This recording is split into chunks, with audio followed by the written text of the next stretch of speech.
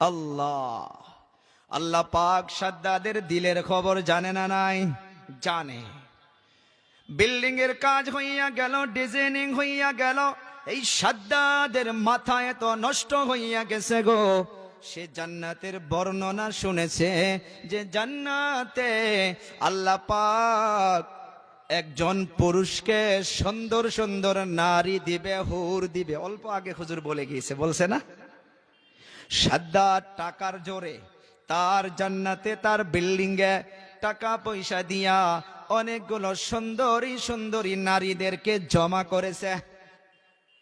জান্নাতে তো লাগবে শুনেছে, হুর আছে, জমা করেছে। সব কাম যখন হইয়া গেল, এখন ফিতা কাটবে। আদারশিলা তো বুঝি আমরা ওপেনিং করবে আজ। সে তার তাম গেস্টকে, মেহমানকে ডাকছে। তার মেহমান সব চলে আসছে, দাঁড়াইয়া গেছে, সব ফিতা কাটবে। আল্লাহ তাআলা আওয়াজ দিল, আইনা আজরাইল? বলে লাব্বাইক ইয়া আল্লাহ। আজরাইল কোথায়? বলে আল্লাহ হাজির আমি। ও আজরাইল, যাও যাও, সাদ্দাদের পিছনে গিয়া দাঁড়াইয়া থাকো। সময় কোন সময় থেকে দিয়েছে? দুধ পান করার টাইম থেকে দিয়েছে না নাই? সাদ্দাদের পিছনে দাঁড়াইয়া থাকো, আল্লাহ আসলাম। সাদ্দাদ তো ফিতা কাটবে, পা দিবে, তার দরজার ভিতরে প্রবেশ করবে। আল্লাহ তাআলা আজরাইলকে পাঠাইয়া দিয়েছে। যখন সাদ্দাদ ফিতা কেটে প্রথম নাম্বার পাটা দরজার মাধ্যমে প্রবেশ করলো, আল্লাহ তাআলা আজরাইলকে ডাক দিয়া বলে, রে আজরাইল, এতটুকু সময় দেওয়া হবে না। সাদ্দাদ যেন 2 নাম্বার কদমটা তুলে গো তার দরজার ভিতরে দিতে না পারে। সময় দিয়েছিল, সময় শেষ। আল্লাহ পাকে আজরাইল বলছে, ওগো আল্লাহ, ওই দিন সাদ্দাদের উপরে কিছু মায়া লেগেছিল। কেন কেন? বুঝলাম আপনার সঙ্গে দুশ্মনী করে জান্নাত বানিয়েছে। ওগো আল্লাহ, সে কমসে কম তার বিল্ডিং এ প্রবেশ করত, মেহমানদেরকে দেখাইতো, তারপর আমি তার জীবনটা কবজ করতাম। আল্লাহ তাআলা ডাক দিয়া বলে, রে আজরাইল, লিকুল্লি উম্মাতিন আজাল, ইযা জাআ আজালুহুম লা ইস্তাখিরুনা সাআহ ওয়ালা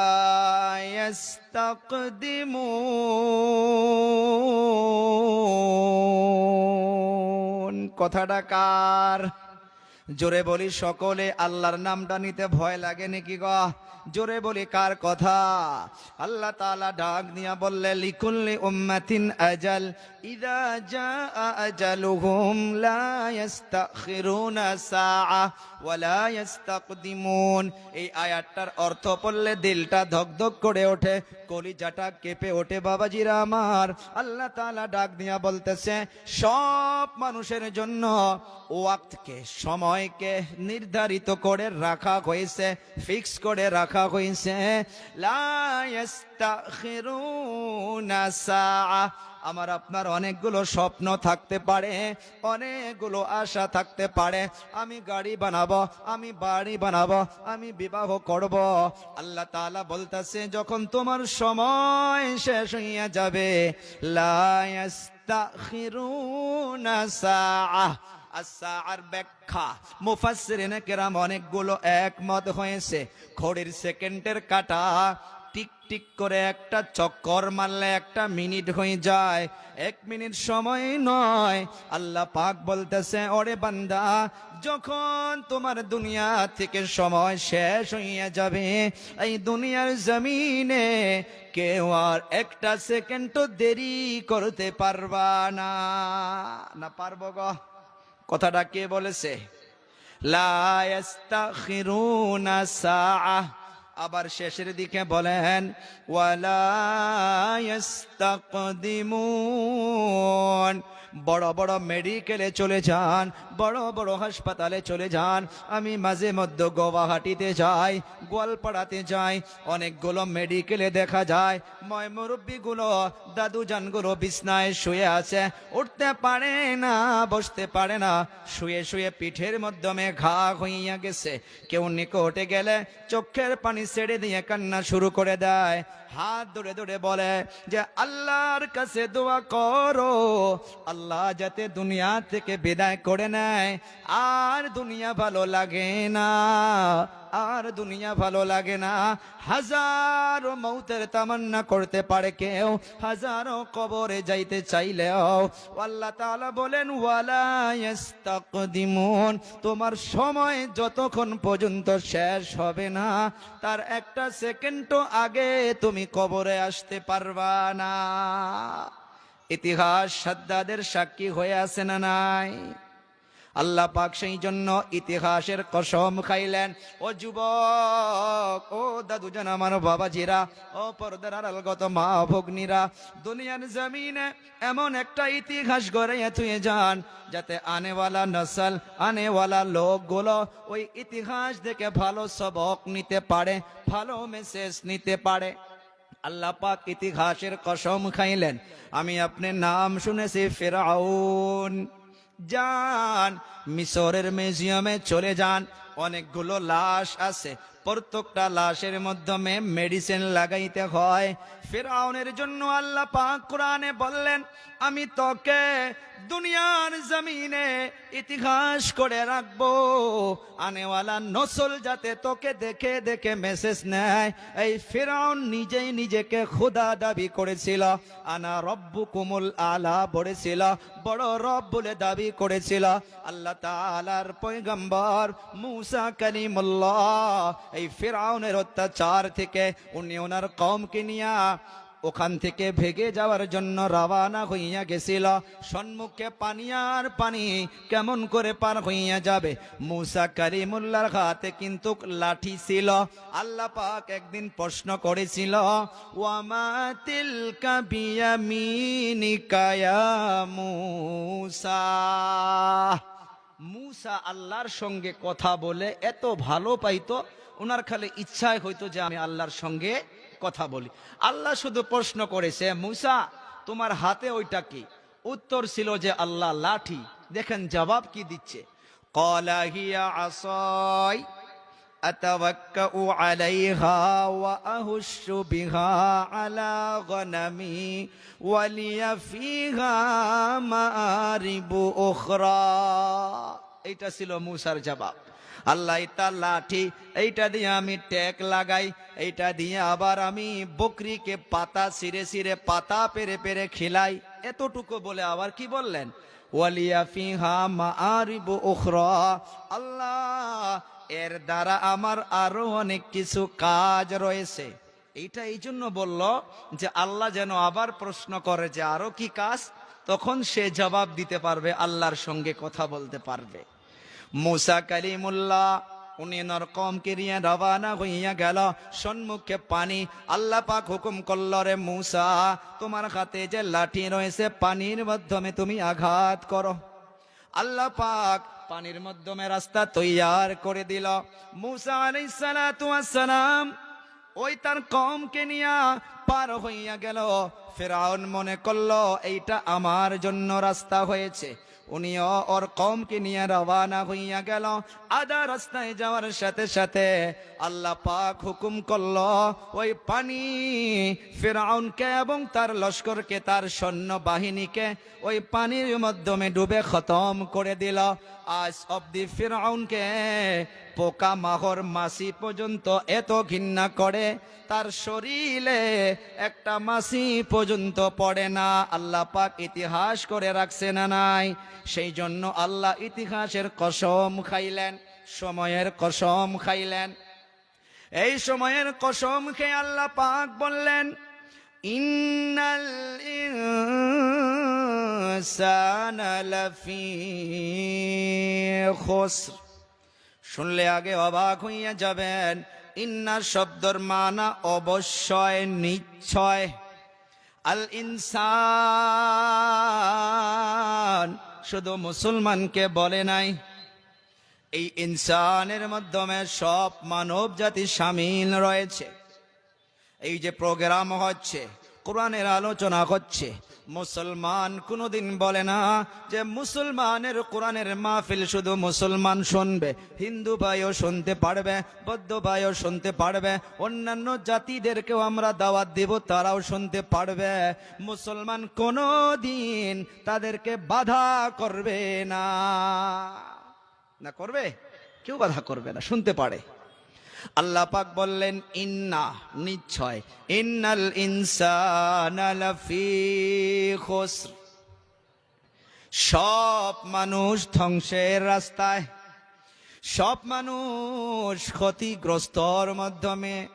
আর এই ধ্বংসের রাস্তার ব্যাখ্যা লিখেছে যে ইয়াকিনান, নিশ্চয়, অবশ্যই সব মানুষ জাহান্নামের রাস্তায়। তাহলে জান্নাতে কে যাবে? জান্নাতে কে যাবে? সব যদি ধ্বংসের পথে থাকে, প্রশ্ন হয় তাহলে জান্নাতে যাবে কে? জান্নাত তো আল্লাহ বানাইছে, জাহান্নাম আল্লাহ বানাইছে। এই জান্নাত আর জাহান্নামকে আল্লাহ কি দিয়ে ভরাইয়া দিবে? মানুষ দিয়ে। জাহান্নামকেও আল্লাহ মানুষ আর জিন জাতি দিয়ে ভরাইয়া দিবে। যেমন আল্লাহ পাক কোরআনে বলেন, ওয়ালাকাদ যারানা লিজাহান্নাম কাসীরাম মিনাল জিন্নি ওয়াল ইনস। আচ্ছা, আমার ভাষা বুঝতে পাচ্ছেন গো? বোঝা যায়?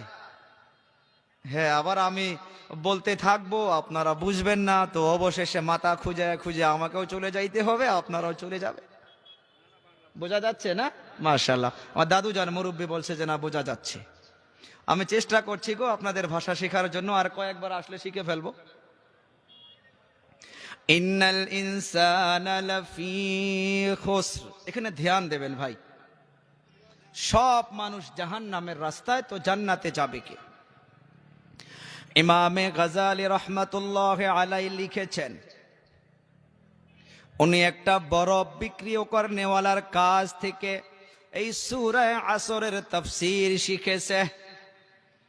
বরফ বিক্রি করে তো না, এই যে দেখবেন যে 5 টাকা 10 টাকা দামিও বরফ বিক্রি করে, স্কুল কলেজের সামনে নিয়ে যায়, বাচ্চাগুলো কিনে কিনে খায়, 10 টাকা 15 টাকা 5 টাকা বেচে না।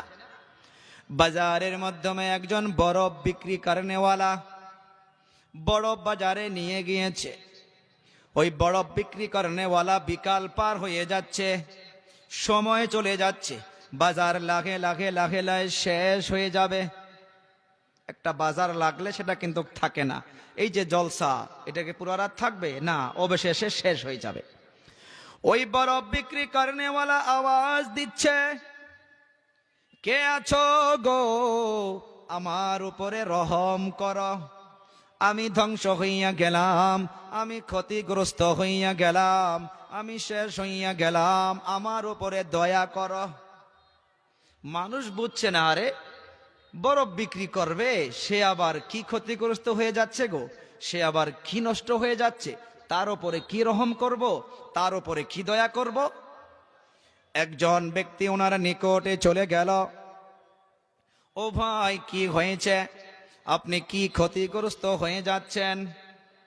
ওই বরফ বিক্রি করনেওয়ালা জবাব দিচ্ছে, ও ভাই, বিকাল পার হইয়া গেল, এখন বাজার শেষ হইয়া যাবে, সন্ধ্যা হইয়া যাবে, আমি অনেকগুলো বরফ কিনে নিয়ে এসেছি বিক্রি করব, আমার বরফগুলো বিক্রি হচ্ছে না, সময় চলে যাবে, বাজার শেষ হইয়া যাবে, এ বরফ তো আগামী কালকার জন্য থাকবে না। থাকবে? এই বরফ যেমন করে সময় চলে যাচ্ছে, এই বরফ তো গলে গলে গলে গলে পানি হয়ে যাচ্ছে, এই বরফ তো সময়ের জন্য বাড়ছে, থাকছে না। তাই যদি আমার উপরে রকম না করো, এই বরফ যদি কেউ কিনে না নেও, আমি ধ্বংস হইয়া যাব, আমার আসল টাকাও চলে যাবে, আমার লাভও চলে যাবে, এই বরফ তো আমার জন্য বসে থাকবে না। থাকবে গো? এখন বাস্তব জামানায় ফিট করেন আমার কলিজা টুকরা যুবক, 15 বছর বয়স ছিল, পার হইয়া গেল, 20 বছর পার হইয়া গেল, 25 বছর পার হইয়া গেল, 30 বছর পার হইয়া গেল, সময় কিন্তু আমার আপনার জন্য থাকছে না। ওই বরফ যেমন গলে গলে গলে গলে গলে গলে শেষ হইয়া যাচ্ছে, অবশেষে যখন বরফের ডাব্বাটা খুলবে গো, একটাও বরফ থাকবে না, শুধু পানি আর পানি, পানি আর পানি গো। ওই সময় যদি হাজারও কান্না করে, ওই পানি কেউ কিনবে না, তার টাকাও সে পাবে না, লাভও হবে না, তার আসল টাকাও পাবে না। দুনিয়ার জমিনে বাবাজিরা আমার, এই সময় আমার আপনার হাত থেকে চলে যাচ্ছে গো। একটা সময় এমন হইয়া যাবে, আর উঠতে পারবো না, আর বসতে পারবো না, নেকি কামাইতে পারবো না, সওয়াব কামাইতে পারবো না। ওই সময় বসে বসে বসে বসে কান্না করে আর লাভ হবে না। ওই সময় থাকতে থাকতে থাকতে থাকতে ওই সাদ্দাতকে যেমন করে পিছন দিক দিকে এসে আজরাইল তার কলারটা টেনে ধরে বলে যে আর সময় নাই, সময় নাই, এখন চল, তোকে বিদায় হয়ে যাইতে হবে। আমার আপনারও একটা সময় এমন হইয়া যাবে, হাতের মাধ্যমে একটা বরফ নেন, মুখটা বন্ধ করে রাখেন, 5 মিনিট রাখেন, 10 মিনিট রাখেন। এই 10 মিনিট কিন্তু এই বরফটার জন্য বার চাবে না। 10 মিনিট পার হইয়া যাবে, অবশেষে খুলে দেখবেন বরফ পাবেন না, পানি আর পানি, পানি আর পানি হইয়া যাবে। কেন বোঝো না রে যুবক? সেই জন্য আল্লাহ পাক সময়ের কসম খাইলেন আর বললেন সব মানুষ ধ্বংসের রাস্তায়। এখন পাকুড় থেকে একটা বাস গাড়ি চলতে চলতে চলতে চলতে আপনাদের এলাকায় চলে আসছে। এই এলাকায় আসতে এক জায়গায় অ্যাক্সিডেন্ট হইয়া সে বাস গাড়িটা ব্রিজ থেকে নিচে পড়ে গেল।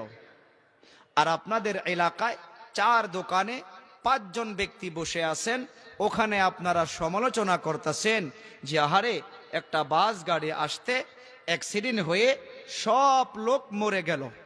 এটা একজন ব্যক্তি বলল, এক্সাম্পল, উদাহরণ দিচ্ছি। ওই জায়গায় দেখবেন একজন হলেও এইটা প্রশ্ন করবে যে ভাই সব লোক মরছে গো, একজনও কি বাঁচে নাই? এটা প্রশ্ন আসবে না? অবশ্যই আসবে যে সব লোক মারা গেল, মরে গেল, একজনও কি তাহলে বাঁচেনি? এটা প্রশ্ন আসবে। আর প্রশ্নর পর অবশ্যই অ্যান্সার আসবে, উত্তর আসবে, জবাব আসবে যে না, কিছু লোক বেঁচেছে বা কিছু লোক মেডিকেলে ট্রিটমেন্ট হচ্ছে। এখন এই আয়াতটা দিয়া আপনারা নিজে একটা প্রশ্ন জাগান। কি প্রশ্ন? আমি যে বললাম আল্লাহর এই আয়াত, ইন্নাল ইনসানা লাফি খুসর, আল্লাহ পাক বললেন ইয়াকিনান সব মানুষ জাহান্নামের রাস্তায়, সব মানুষ ক্ষতিগ্রস্তর মাধ্যমে, সব মানুষ নোকসানের মাধ্যমে। প্রশ্ন হয় তাহলে কে ক্ষতিগ্রস্ত নয়, কে জাহান্নামের রাস্তায় নয়, কে গুমরাহির মধ্যে নয়? এর নেক্সট আয়াতে আল্লাহ তাআলা জানান ইল্লাহ, হ্যাঁ, যেমন করে সব মানুষ অ্যাক্সিডেন্ট হয়ে মরে যায় নাই, তদ্রূপ ভাবে সব মানুষ জাহান্নামের রাস্তায় নয়। কিছু মানুষ আছে তারা অবশ্যই জান্নাতের রাস্তায়। সুবহানাল্লাহ বলি।